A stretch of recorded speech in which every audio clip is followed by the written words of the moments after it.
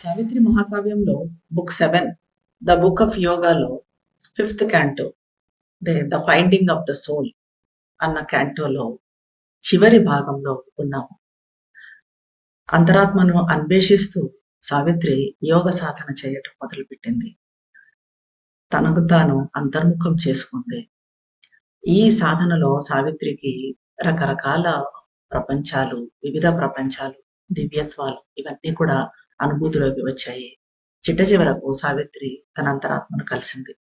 సావిత్రిలోని జీవాత్మ అంటే central being, Savitri అంతరాత్మ సైకిక్ బీయింగ్, ఈ రెండు ఒకదానికొకటి కలుసుకున్నాయి, ఒకరిలోకి ఒకరు దూసుకొని పోయాయి. అయితే ఇప్పుడు సావిత్రిలో జరిగిన పరివర్తన, ఆ తర్వాత సావిత్రి అంతరాత్మను కనుక్కున్న తర్వాత సావిత్రిలో జరిగిన పరివర్తన ఎలా ఉంది, ఆమెలో కుండలిని ఎలా జాగృతమైంది, ఈ కుండలిని జాగృతం అవ్వటం మూలాన ఆమెలో ఎలాంటి ఈ ఎఫిషియన్సీస్ అన్నవి అభివ్యక్తమయ్యాయి, ఎలాంటి సామర్థ్యాలు అభివ్యక్తం అవుతాయి అన్నదాన్ని ముందు చూద్దాం ఈ సెషన్. పేజ్ నెంబర్ 527లో. Once more she was human upon earthly soil. In the muttering night, amid the rain-swept woods and the rude cottage where she sat in trance, that subtle world withdrew deeply within, behind the sunveil of the inner side. But now the half-opened lotus bud of her heart had bloomed and stood disclosed to the earthly ray. In an image shown revealed her secret soul. There was no walls severing the soul and mind, no mystic fence guarding from the claims of life. In its deep lotus home her being sat, as if on concentration's marble seat, calling the mighty mother of the worlds to make this earthly tenement her house. మళ్ళీ ఒక్కసారిగా భూమన్నులోకి అంటే ఆ సమాధి స్థితిలో నుంచి ఈ మర్త్య స్థితిలోకి భూమిపైకి దిగి వచ్చింది సావిత్రి. ఇంతవరకు సావిత్రి దివ్య ప్రపంచాలలో విహరించింది, వివిధ ఆత్మానుభూతులను కైవసం చేసుకుంది. ఇప్పుడు తిరిగి బాహ్య ప్రపంచంలోకి వచ్చింది. బయట వాతావరణం మరి ఎలా ఉంది అంటే ధారాపాతంగా కురుస్తున్న వర్షము మొత్తం అరణ్యాన్ని ముంచెత్తుతుంది. తన పర్ణశాలలో సావిత్రి సమాధి స్థితిలో అలాగే కూర్చొని ఉంది. ఆమె ఇంతవరకు అనుభూతించిన సూక్ష్మ లోకము ఆమె ఆంతరిక దృష్టికి చెందిన జ్ఞాన సూర్యుని తెర వెనుక నెమ్మదిగా విరమించుకుంది. కానీ ఆమె హృదయంలో సగం తెరుచుకున్న తామర మొగ్గ వికసించుకొని భూకిరణానికి వ్యక్తమయ్యింది. ఆమె రహస్య అంతరాత్మ మెరుస్తున్న ఒక ప్రతిబింబంలా ప్రకటితమయ్యింది. అంటే ఆమె ఇప్పుడు సెల్ఫ్ రియలైజేషన్ జరిగింది. ఆమెలో ఆ విచ్చుకున్న తామర మొగ్గ వికసించుకొని భూకిరణానికి వ్యక్తమయ్యింది. ఆమె రహస్య అంతరాత్మ కూడా మెరుస్తున్న ఒక ప్రతిబింబంలా రివీల్ అయింది. అంతరాత్మను మనసును వేరు చేసే గోడ ఇప్పుడు అక్కడ లేదు, రెండు ఒకటే. మనసు అంతరాత్మ ఒకటయ్యాయి. జీవితపు ఆరాటాలను కాపు కాసే మార్మిక కంచె అక్కడ లేదు. అంటే జీవితంలోని కోరికలు, ఇతర భావావేశాలు ఇవన్నీ కూడా సమసిపోయాయి. ఆమె అస్తిత్వ రూపం, ఆమె అస్తిత్వం ఏకాగ్రత అనే పాలరాతి పీఠంపై లోతైన హృదయ పద్మంలో కూర్చొని ఉంది. అలా లోపల మాత్రం ఆమె పూర్తి ఏకాగ్రతతో, బాహ్య ప్రపంచంలోకి వచ్చినా కూడా లోపల పూర్తి ఏకాగ్రతతో ఉంది. ఈ అభౌతిక తాత్కాలిక నివాసాన్ని అంటే ఆమె శరీరాన్ని తన స్వంత గృహంగా చేసుకోమని, అమ్మా నా శరీరాన్ని నీ గృహంగా చేసుకో అంటూ జగదేక జనయిత్రిని, ఆ జగన్మాతను పిలుస్తున్నట్టుగా, ఆవాహన చేస్తున్నట్టుగా సావిత్రి అలాగే కూర్చుని ఉంది. As in a flash from a supernal light, a living image of the original power, a face, a form came down into her heart and made of it its temple and pure abode. And when its feet had touched the quivering blue, a mighty movement rocked the inner space, as if a world were shaken and found its soul. Out of the inconscient's soulless, mindless night, a flaming serpent rose released from sleep. It rose billowing its coils and stood erect, and climbing mightily, stormily on its way, it touched her centers with its flaming mouth. As if a fiery kiss had broken their sleep, they bloomed and laughed, surcharged with light and bliss. ఆ పిలుపుకు, సావిత్రి పిలిచిన పిలుపుకు, ఆమె ఆవాహనకు సమాధానంగా దివ్యమాత నుంచి, దివ్యకాంతి నుంచి వచ్చిన ఒక మెరుపుల యథార్థ దివ్యశక్తి సజీవ ప్రతిబింబం, ఒక వదనం, దివ్యమాత వదనం, దివ్యశక్తి ఆద్యశక్తి రూపం సావిత్రి హృదయంలోకి దిగివచ్చి ఆమె హృదయాన్ని తన కోవెలగా శుద్ధ ఆవాసంగా చేసుకుంది. దివ్యశక్తి పాదాలు కంపిస్తూ ఉన్న ఆ వికసనాన్ని, అంటే ఈ అంతరాత్మ వికసించుకుంది కదా, ఆ అంతరాత్మ వికసనాన్ని స్పర్శించినప్పుడు ఒక ప్రపంచం కదిలిపోయి తన అంతరాత్మను కనుగొన్నట్టుగా, ప్రపంచమే తన అంతరాత్మను కనుగొన్నట్టుగా ఒక మహీయ చలనము ఆంతరిక ప్రపంచాన్ని కుదిపేసింది. అంతరాత్మ మనసు లేని అచేతన నిశీధి నుంచి, అంటే మూలాధారం నుంచి జ్వలిస్తున్న ఒక సర్పం, కుండలిని సర్పం నిద్ర నుంచి విడుదలయ్యి పైకి లేచింది. అంటే కుండలిని జాగృతమయ్యి మూలాధారం నుంచి పైకి లేచింది. అది ఎలా లేచింది అంటే చుట్టలు ఇప్పుకుంటూ పైకి లేచింది.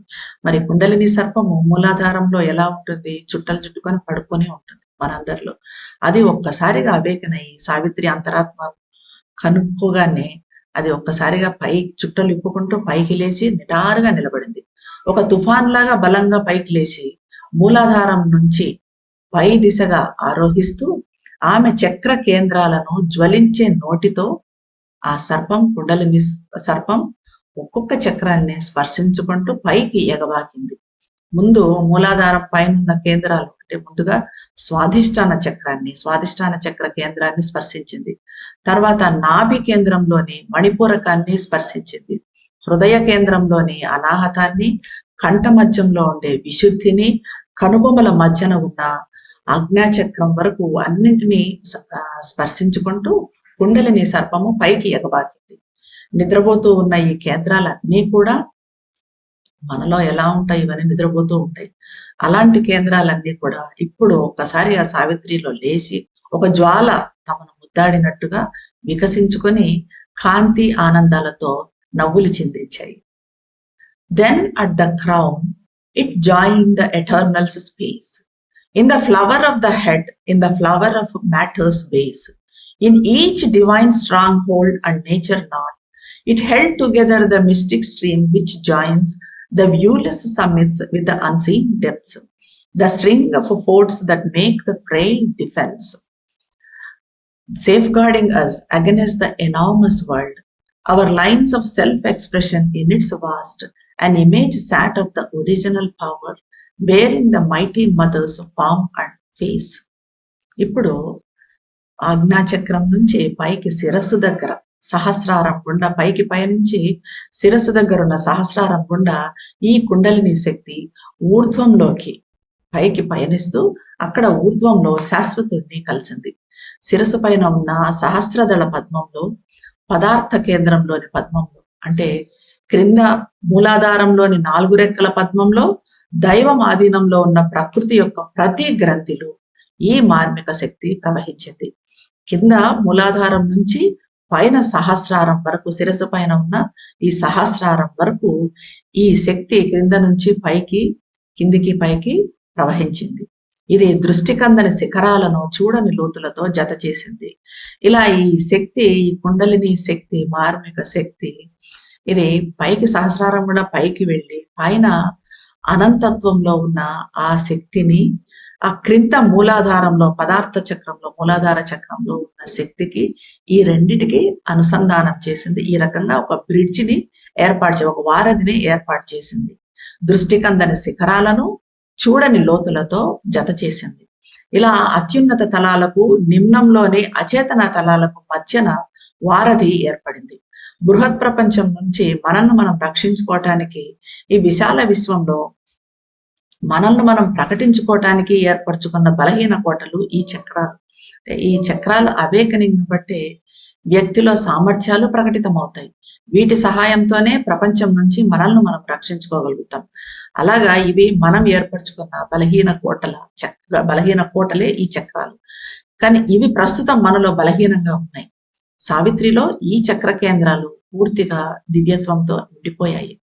దివ్యమాత రూపాన్ని, వదనాన్ని ధరించిన ఆద్యశక్తి ప్రతిరూపము తనలో ఆసీనమై ఉన్నట్టుగా, ఆద్యశక్తి తనలో తిష్ట వేసుకొని కూర్చొని ఉన్నట్టుగా సావిత్రి దర్శించింది. Armed, bearer of the weapon and the sign, whose occult might no magic can imitate. Manifold yet one she saw, a guardian force, a savior gesture stretched her lifted arm, and symbol of some native cosmic strength. A sacred beast lay prone below her feet, a silent flame-eyed mass of living force. All underwent a high celestial change, breaking the black inconscience blind mute wall, effacing the circles of the ignorance. Powers and divinities burst flaming forth, each part of the being trembling with delight, lay overwhelmed with tides of happiness, and saw her hand in every circumstance, and felt her touch in every limb and cell. ఆద్యశక్తి పూర్తిగా సావిత్రిలోకి దిగి వచ్చింది. ఆమె ఆ సావిత్రిలో తిష్ట వేసుకొని కూర్చుంది. ఆమె ఎలా ఉందంటే పూర్తి ఆయుధాలతో, సాయుధ కవచంతో, ఎలాంటి ఆయుధాన్ని సంకేతాన్ని ధరించి ఉంది అంటే ఈ అతీంద్రియ శక్తిని ఏ మంత్రతంత్రము అనుకరించలేనట్టుగా ఆమె ఉంది. అనేక రూపాలుగా అభివ్యక్తమవుతూ ఉన్న ఈమె ఆద్యశక్తి ఒక్కరే. ఆయుధం ధరించి కూర్చొని సమస్తాన్ని రక్షిస్తూ ఉంది. విశ్వబలానికి సంకేతంగా సకలాన్ని రక్షించే అభయహస్త ముద్రతో ఆసీనమై ఉంది. ఆమె పాదాల చెంత ఒక పవిత్ర మృగం, అంటే దుర్గాదేవి పాదాల వద్ద ఉండే సింహం, ఆ పవిత్ర మృగము సాగిలపడి ఉంది. నిశ్చలంగా జ్వలించే నేత్రాలతో ఉన్న ఈ మృగము సజీవ శక్తికి చెందిన పదార్థ రాశి. అంత సమస్తము ఒక ఉన్నత దివ్య పరివర్తనకు లోనయ్యింది. నల్లని అంధ అచైతన్య గోడలను విచ్ఛేదం చేస్తూ, అజ్ఞానపు వలయాలను చెరిపివేస్తూ, శక్తులు, దివ్యత్వాలు ప్రజ్వలిస్తూ ముందుకు వచ్చాయి. సావిత్రి అస్తిత్వంలోని ప్రతి భాగము ఆనందంతో కంపించింది. సంతోష తరంగాలు ఉప్పెనలాగా ముంచెత్తాయి. ప్రతి పరిస్థితిలో ఆద్యశక్తి హస్తాన్ని దర్శించింది సావిత్రి. ప్రతి ఇంద్రియంలో, అణువులో దివ్యమాత స్పర్శను అనుభూతి చెందింది. In the country of the lotus of the head, which thinking mind has made its busy space. In the castle of lotus twixt the brows, whence it shoots the arrows of its sight and will. In the passage of the lotus of the throat, where speech must rise and the expressive mind, and the heart's impulse runs towards word and act. A glad uplift and a new work came. The immortal thoughts displaced our bounded view. The immortal thoughts, earth's drab idea and sense. All things now bore a deeper, heavenlier sense. A glad, clear harmony marked their truth's outline, reset the balance and measures of the world. ఆలోచించే మనసు తన వ్యాపార కేంద్రంగా చేసుకున్న శిరసు పద్మంలో, అంటే మన ఆలోచనలు సాధారణంగా ఎక్కడి నుంచి వస్తాయి? మన తల నుంచి, అంటే మన శిరస్సు నుంచి. ఆ శిరస్సు పద్మంలో, అంటే ఈ సహస్రారంలో, దృష్టి సంకల్పాల బాణాలను సంధించే కనుబొమల మధ్యనున్న తామర దుర్గంలో, ఆజ్ఞాచక్రంలో, భాష పైకి లేచి మనసును ప్రకటించే కంఠ పద్మపు మార్గంలో, అంటే ఈ విశుద్ధి చక్రంలో, విశుద్ధి కేంద్రంలో, పదం వైపు, చర్య వైపు, అంటే మాట్లాడటానికి, చర్య తీసుకోవటానికి ప్రేరేపించే ప్రచోదనలో, మనం ఏవైతే మాట్లాడాలని, ఏ ప్రచోదనల ప్రభావంతో మాట్లాడాలనుకుంటామో, ఏవైతే మనల్ని మాట్లాడడానికి ప్రేరేపిస్తాయో ఆ ప్రచోదనలు, భావోద్వేగాలు ఉండే హృదయ కేంద్రం నుంచి, అంటే అనాహత కేంద్రంలో ఒక ఆహ్లాదకరమైన ఉద్ధరణ, వీటన్నింటిలో ఒక ఆహ్లాదకరమైన ఉద్ధరణ, ఒక పని విధానం చోటు చేసుకున్నాయి. అప్పుడు ఇలా జరిగితే మనలో ఉండే ఈ పరిమిత దృక్పథాన్ని శాశ్వతత్వపు ఆలోచనలు ఆక్రమిస్తాయి. భూ సంబంధమైన మందంగా ఉండే భావన ఇంద్రియ జ్ఞాన స్థానంలో అమృతత్వ భావనలు నిండిపోతాయి. అంటే అప్పుడు ఈ భూ సంబంధమైన ఆలోచనలు తక్కువగా ఉంటాయి, శాశ్వతత్వ ఆలోచనలు, శాశ్వతత్వ భావనలే ఎక్కువగా మనలో ఉంటాయి. ఇలా జరిగినప్పుడు ఈ అమృతత్వ భావనలతో నిండిపోతుంది. ఇలాంటప్పుడు మన మనసు మొత్తం సకలము ఒక గాఢమైన, ఇప్పుడు సావిత్రిలో కూడా అదే జరిగింది, సకలము ఒక గాఢమైన దివ్య జ్ఞానాన్ని నిలుపుకుంది. అన్ని విషయాలు వాటి సత్యపు బాహ్య వరుసలో ఒక ఆహ్లాదకర సామరస్యతను నిలుపుకున్నాయి. అన్ని విషయాలలో ఇలాంటి సామరస్యత నెలకొంది. ఈ సామరస్యత ప్రపంచ సమతుల్యాన్ని పరిమాణాలను అమరుస్తుంది. Each shape showed its occult design, unveiled God's meaning in it for which it was made, and the vivid splendor of his artist thought, a channel of the mighty mother's choice, the immortal's will took into its calm control our blind or erring government of life, a loose republic once of wants and needs, then bowed to the uncertain sovereign mind. Life now obeyed to a diviner rule, and every act became an act of God. In the kingdom of the lotus of the heart, love chanting its pure hymnal hymn, made life and body mirrors of sacred joy, and all the emotions gave themselves to God. ప్రతి రూపము తనలో ముసుగు వేసుకొని ఉన్న నిగూఢ ప్రణాళికను బహిర్గతం చేసింది. ప్రతి రూపం వెనుక ఒక ప్రణాళిక, విశ్వ ప్రణాళిక, దైవ సంకల్పం అనేది ఉంటుంది. సత్యం అన్న దాన్నంతా కూడా ఇది బహిర్గతం చేసింది. అది ఎందుకు తయారయ్యిందో, ఆ రూపం ఎందుకు తయారయ్యిందో, దానిలోని ఏ పరమార్థము ఏముందో, ఎటువంటి పరమార్థం ఉందో, దాంట్లో భగవంతుని ప్రణాళిక ఎలా ఉందో, ఆయన కళాత్మక భావనలోని వైభవం, ఇదంతా కూడా స్పష్టంగా సావిత్రికి వ్యక్తమయ్యింది. చోటు చేసుకునే ప్రతి చర్య భగవంతునిదే. ఇవన్నీ మనం చేసే పనులు, ఇవన్నీ మనం చేస్తున్నాం అనుకుంటాం, కానీ ఇవన్నీ కూడా భగవంతుని చర్యలే. ఆద్యశక్తి దివ్యమాత ఎంపిక చేసుకున్న అమృతత్వ సంకల్పానికి ఒక మార్గం మన చర్య. మన జీవితంలోని తప్పు చేసే అంత పరిపాలనా యంత్రాంగాన్ని అమృతత్వ సంకల్పం నిశ్శబ్దంగా తన నియంత్రణలోకి తీసుకుంది. ఒకప్పుడు కోరికలతో, అవసరాలతో వదులుగా ఉంటూ సర్వాధికార అనిర్దిష్ట మనసుకు తల వంచిన జీవితము ఇప్పుడు దివ్య పాలనకు, సావిత్రిలోని జీవితము దివ్య పాలనకు విధేయమైంది. ప్రతి చర్య, సావిత్రి చేసే ప్రతి చర్య భగవత్ చర్యగా మారింది. హృదయ పద్మ రాజ్యంలో ప్రేమ స్వచ్ఛంగా ఆనంద కీర్తనలు ఆలాపిస్తూ ఉంది. సావిత్రి హృదయంలో ఉన్న ప్రేమ కూడా ఎలా మన హృదయాల్లో ఉండేది. స్వార్థపూరిత ప్రేమ లాంటిది కాదు. స్వచ్ఛమైన ప్రేమ ఆనంద కీర్తనలను ఆలాపిస్తూ ఉంది. జీవితము, శరీరము పవిత్ర సంతోష దర్పణాలయ్యాయి. సమస్త భావోద్వేగాలు తమంతట తామే భగవదర్పితమయ్యాయి. ఇదంతా సావిత్రిలో జరిగిన పరివర్తన. In the navel lotus broad imperial range, its proud ambition and its master lust, tamed into instruments of a great calm sway, to do a work of God on earthly soil. In the narrow nether center's petty parts, its childish game of daily dwarf desires was changed into a sweet and boisterous play, a ramp of little gods with life in time. In the deep place where once the serpent slept, there came a grip on matter's giant powers. For large utilities in life's little space, a firm ground was made for heaven's descending might.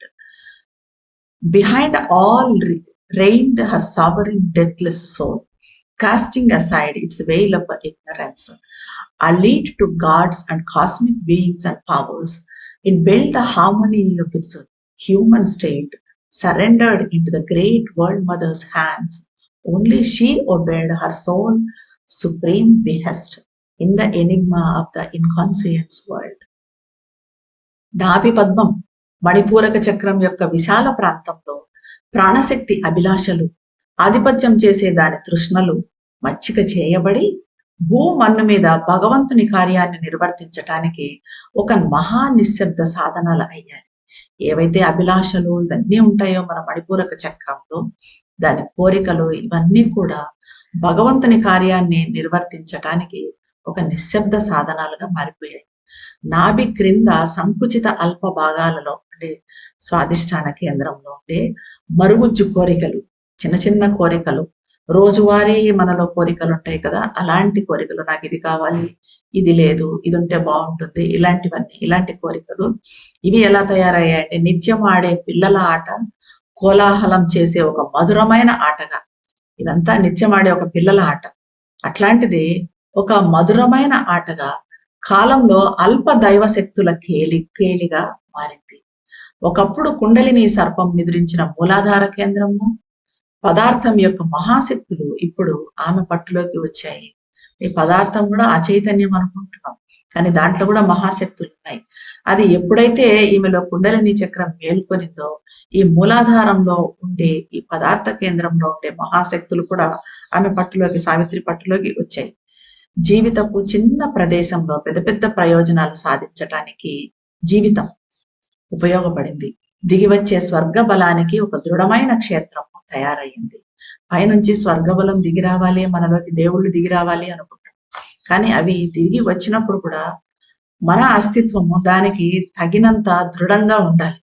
ఎప్పుడైతే ఇదంతా కూడా ఈ పరివర్తన అంతా జరిగిందో సావిత్రిలో, కుండలిని చక్రం మేల్కొని కుండలిని శక్తి మేలు అన్ని చక్రాలలో ప్రవహించి ఆమె సెల్ఫ్ రియలైజ్ అయ్యిందో, ఆమెలో సెల్ఫ్ రియలైజేషన్ జరిగిందో, అప్పుడు ఆమె అస్తిత్వం మొత్తము స్వర్గబలం దిగి రావడానికి ఒక దృఢమైన క్షేత్రంగా మారింది.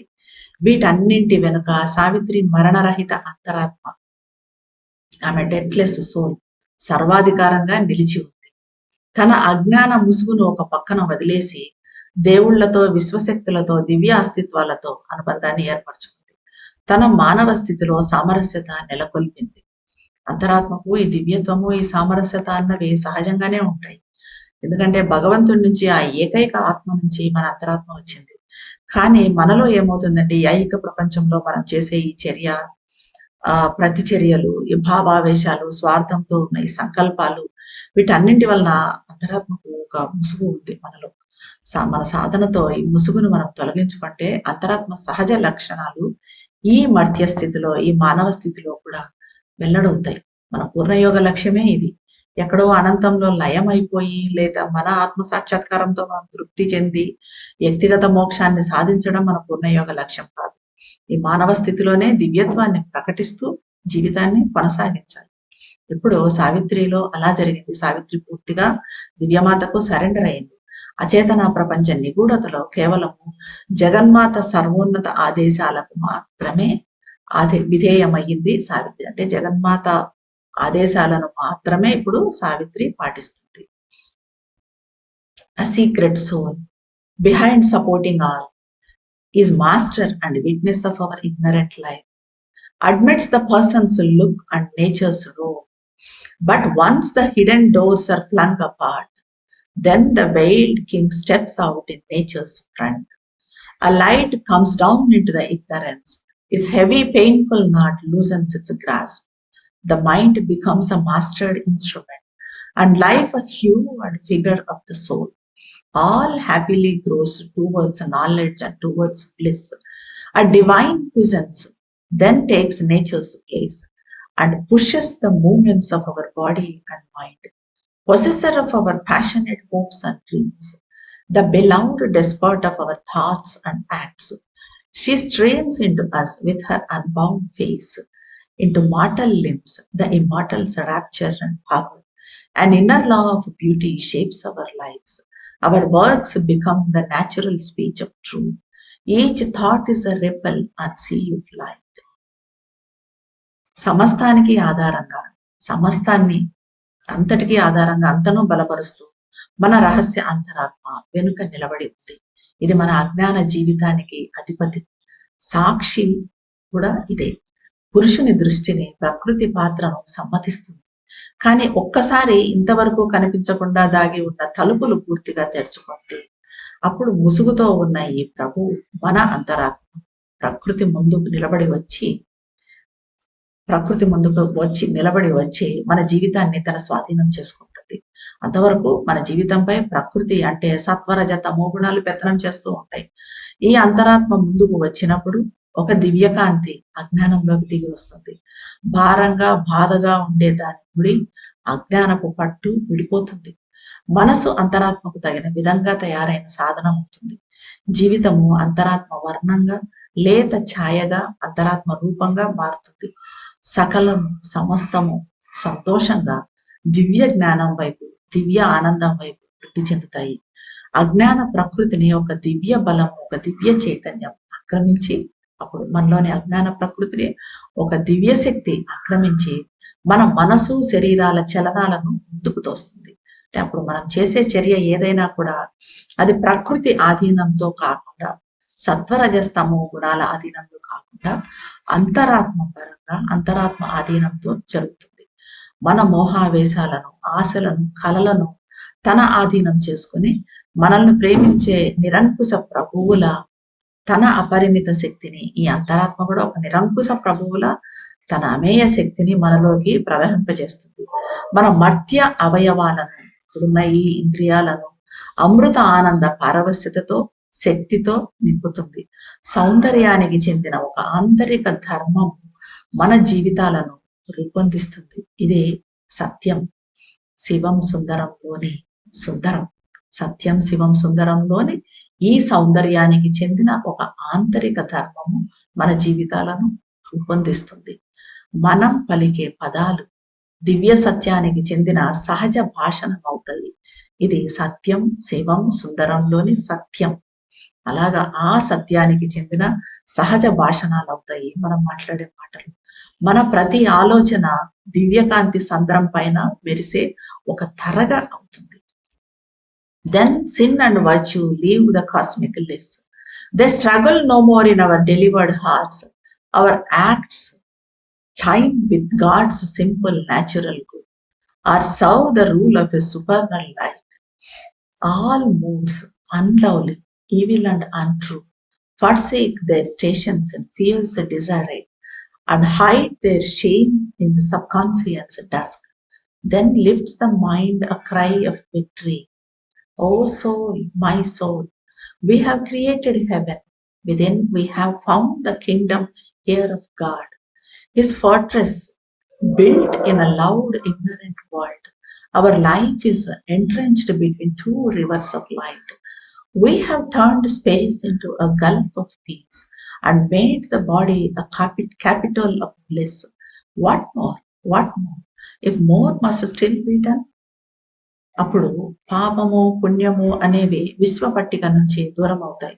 అంటే మనలో పాపం పుణ్యం అనేది ఉండదు. ఇటువంటి స్థితికి చేరుకున్నప్పుడు మంచి చెడులు మన మానసిక పరిధిలో మనం ఏర్పాటు చేసుకున్నవి ఇవి కూడా ఈ మంచి చెడు అన్నవి కూడా ఉండవు. విముక్తి పొందిన మన హృదయంలో ఈ సంఘర్షణ ఎంత మాత్రము ఉండదు. అంటే పాపం పుణ్యం అని కానీ మంచి చెడు అని కానీ ఉండదు. అన్నింటినీ సమ్మతించటము, వాటి వెనుక ఉన్న సత్యాన్ని దర్శించడము ఉండదు. మన చర్యలు భగవంతుని సహజ సరళ మంచితో శృతి కలుపుతాయి. ఇదే సత్యం శివం సుందరంలోని శివం. మన చర్యలు భగవంతుని సహజ సరళ మంచితో శృతి కలుపుతాయి, లేదా దివ్య నియతికి దాని సూత్రానికి సేవ చేస్తాయి. అప్రియంగా, చెడుగా, అసత్యంగా ఉన్న భావాలన్నీ కూడా ఒక గందరగోళంలో పరుగులు తీసి, ఇంతవరకు మనలో అప్రియంగా, అసత్యంగా, చెడుగా, గందరగోళంగా అంతా ఉండేటివన్నీ కూడా పరుగులు తీసి అధోచేతన సంధ్య చీకట్లో సిగ్గుతో దాచిపెట్టుకుంటాయి. అప్పుడు మనసు విజయోత్సాహంతో ఇలా అంటుంది, ఓ అంతరాత్మ, నా అంతరాత్మ, మనము స్వర్గాన్ని సృష్టించాం. మన అంతరంలో ఈ భూమిపై భగవంతుని సామ్రాజ్యాన్ని స్థాపించాం. మనలో భగవంతుని సాక్షాత్కరించుకున్నాం. రణగుణ ధ్వనుల అజ్ఞాన ప్రపంచంలో భగవంతునికి ఒక కోటను నిర్మించాం. దివ్యకాంతి యొక్క రెండు నదుల మధ్యన జీవితము సురక్షితంగా ఉంది. ఈ రెండు నదులు ఏంటంటే, ఒకటి దివ్యశక్తి, ఇంకొకటి విముక్తి చెందిన మన అంతరాత్మ. మన ఈ విశ్వాన్ని శాంతితో నింపాం. ఈ రెండు నదుల మధ్యన జీవితం ఇప్పుడు ఈ దివ్యశక్తి, మన అంతరాత్మ, విముక్తి చెందిన అంతరాత్మ అన్న ఈ రెండు నదుల మధ్యన మన జీవితం సురక్షితంగా ఉంది. మనం ఈ విశ్వాన్ని శాంతితో నింపాం. శరీరం మొత్తము ఇప్పుడు భగవంతుని ఆనంద కోవెలగా, ఆ దివ్యశక్తి దివ్యమాత ఆనంద కోవెలగా ఉంది. మనలోనే దివ్యమాత ఉంది. ఇంకా మనం చేయాల్సింది ఏముంది? ఈ సెల్ఫ్ రియలైజేషన్ జరిగిన తర్వాత, ఇంత జరిగిన తర్వాత, దివ్యమాతే సావిత్రిలోకి దిగి వచ్చి తిష్ట వేసుకొని కూర్చున్న తర్వాత ఇంకా సావిత్రి చేయాల్సింది ఏమైనా ఉందా అని అడుగుతుంది. In the slow process of the evolving spirit, in the brief stead between a death and birth, a first perfection stage is reached at last. ఇంతవరకు జరిగింది ఇదే first perfection. Out of the wood and stone of our nature's stuff, a temple is shaped where the high gods could live. Even if the struggling world is left outside, one man's perfection still can save the world. There is one, a new proximity to the skies, a first betrothal of the earth to heaven, a deep concordat between truth and life, A camp for God is pitched in humankind. నెమ్మదిగా సాగే ఈ ఆత్మ వికసన ప్రక్రియలో ఎక్కడ నుంచి పదార్థం నుంచి తిరిగి మనము పరమాత్మను చేరుకునే వరకు జరిగే ఈ ఆత్మ వికసన ప్రక్రియలో పరిణామంలో జనన మరణాల మధ్యన చేసే ఈ సంక్షిప్త మజిలీలో ఈ జీవితంలో ఈ జన్మలో ఉన్న ఈ జీవితంలో మొదటి పరిపూర్ణత దశకు చేరినట్టే. మనం ఫస్ట్ పర్ఫెక్షన్ దశకు ఈ రకంగా సావిత్రి చేసిన దాంతో సావిత్రి ఫస్ట్ పర్ఫెక్షన్ దశకు చేరిందన్నమాట. దీంతో రాయి నుంచి ప్రారంభమయ్యి చెట్టు జంతువు మనిషి వరకు సాగిన పరిణామ ప్రక్రియలో ప్రస్తుతం సావిత్రి మాత సాధించిన స్థితి దేవతలు నివసించే కోవెలకు ఆవాసంగా మారింది. దేవతలు మొత్తం సావిత్రిలోకి దిగి వచ్చారు. ఆమె భౌతిక అస్తిత్వాన్ని, ఆమె శరీరాన్ని, ఆమె అస్తిత్వాన్ని తమ కోవెలగా తాము నివసించడానికి నివాస గృహంగా చేసుకున్నారు. సంఘర్షించే ప్రపంచం అలాగే వదిలేసి ఒక్కరు ఇలాంటి పరిపూర్ణతను సాధించిన, మరి సెల్ఫ్ రియలైజేషన్ తో పూర్తి కాదు అంటున్నాం. మరి ఇది అవసరం లేదా అంటే ఇది కూడా అవసరమే. సెల్ఫ్ రియలైజేషన్ ఒక్కరు ఇలాంటి పరిపూర్ణత, ఈ టైప్ ఆఫ్ పరిపూర్ణత పర్ఫెక్షన్ సాధించిన ఈ పరిపూర్ణత ప్రపంచాన్ని రక్షించగలదు. స్వర్గాలకు ఊర్ధ్వలోకాలకు ఒక నూతన సామరస్యత సాధించబడింది ఇప్పుడు ఈ పర్ఫెక్షన్ తో. సావిత్రి సాధించిన ఈ ఫస్ట్ పర్ఫెక్షన్ తో స్వర్గాలు దగ్గరయ్యాయి భూమికి స్వర్గానికి ఒక అనుబంధం, ఒక వారధి ఏర్పడింది. సత్యానికి జీవితానికి మధ్యన ఒక ప్రగాఢమైన అనుసంధానము ఏర్పడింది. మానవ కాలంలో భగవంతుని శిబిరం స్థిరపడింది. A camp of God is pitched in human time. మానవ కాలంలో భగవంతుడి ఆవాసం, భగవంతుడి గృహము, భగవంతుని శిబిరము స్థిరపడింది. ఇక్కడితో 5th క్యాంటో కంప్లీట్ అవుతుందండి. మరి ఇక్కడితో సావిత్రి ఆగిపోతుందా లేదా ఇంకా సావిత్రి ముందుకు కొనసాగుతుందా, ఇంకా ఆమె సాధనను కంటిన్యూ చేస్తుందా అన్నది నెక్స్ట్ సెషన్ చూద్దాం. ధన్యవాదాలు.